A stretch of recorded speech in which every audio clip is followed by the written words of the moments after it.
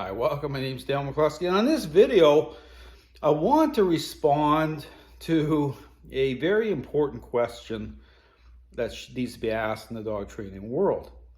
Is that why is it that some dogs and owners succeed while others fail, even while using the exact same methods, techniques, concepts, and devices? Why is that? Why is that some dog owners end up with a bad result, even while? Okay, here's the thing. Dogs look fantastic in the training environment as they're responding, moving around, they're doing a great sit down, come and stay, typically for treats. And then, however, you go back to your home, and you're still dealing with a relationship problem. You're still dealing with a dog that is still, experiencing a behavioral issues. Why is that? You understand that's more common than people realize. This goes on all the time. And the blame shifting as a result. Dogs that end up getting blamed, all the excuses by way of those who engage a relationship problem by way of this very popular idea that training is a learning-based exercise. And, those who are just sold out to this idea.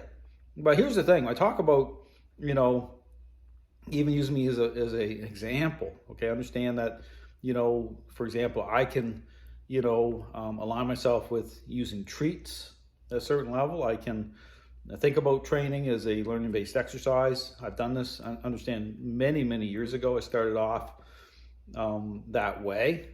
But again, very quickly realizing, starting to look around saying, okay, there's a problem here in the dog training world. Why is it that people are, experiencing, people coming to me at a certain point at that time already having engaged in terms of a process, in terms of a, interaction-based method, that already being established. That's the foundation of the system. But then asking those questions, okay, what's going on here? And understand that's the question that people need to start to ask. Like, is it really the dog's fault? And then how is the dog's going to look amazing in the training environment in certain responses, but then trying to rip off someone's arms like 2 seconds later? Like, that seems like a contradiction. Like, is that, what's going on? What's the problem here? Well, the problem is, again, a couple problems here I'll talk about, a couple issues in terms of the dog and human dynamic. What is very deceptive by way of those who are aligned with this idea. How is it that they can achieve, say, personal success, get a very high result in terms of relationship with the dog at a personal level? You can have a backdrop of trophies and awards, accomplishments as a result. And even in terms of people coming to them for help, experiencing a great result, a high level of relationship change happening.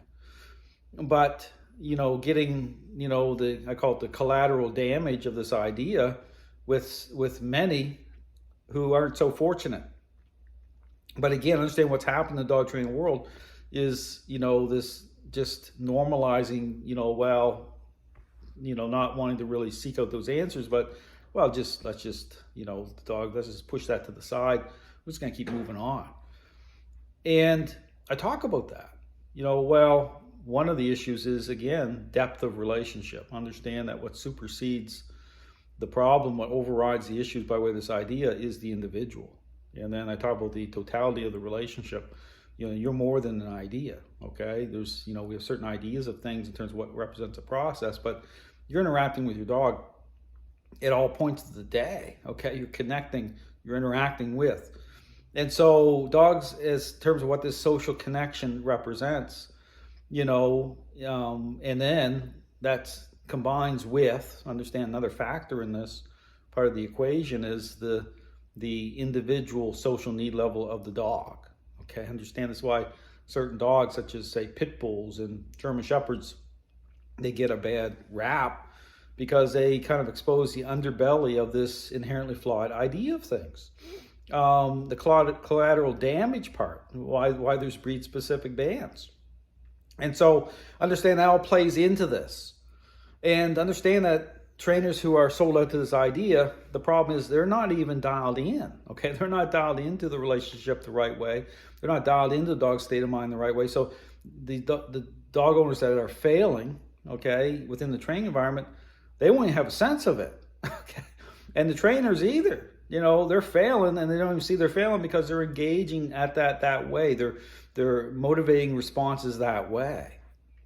And so you end up with a certificate, but not a better relationship. And then the blame shifting begins. So all to say is the question is, well, if this is all happening, you know, what is the solution? What is, you know, what represents a process? How can what needs to be generated, and make sure coming out on the other side for all dogs and owners? How can you get a sense of what the problem is? How can you make sure that, you know, the end result is going to be such that you're not being led into believing things that aren't true? Well, it comes through again identifying what is a process. Well, it takes a pathway intervention, okay? And what defines a process is a interaction-based method. Okay, that's what's going to reveal, that's what's going to change, that's what's going to provide clarity. That's going to make sure that you're not assuming things that aren't true. We talk about the context of agreeableness. I talk about, you know, bribery, accommodation, negotiation, how that will set up a faulty picture, especially right from the beginning. Once you're experiencing a relationship problem, because understand that's why you go into a trainer in the first place, for help. You know, I mean, and turning it into a learning-based exercise, well, that sets up a problem for many.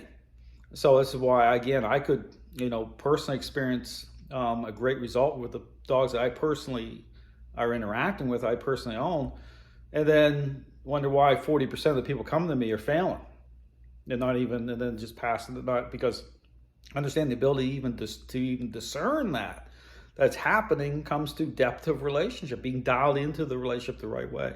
So my encouragement, again, anyone looking for answers, understand that this system of training answers those. Okay, this is a original source system. This system of training represents depth and being dialed in the right way. And again, I'm making sure coming out on the other side by way of a predictable, intentional outcome that represents success for all dogs and owners. Thanks for watching.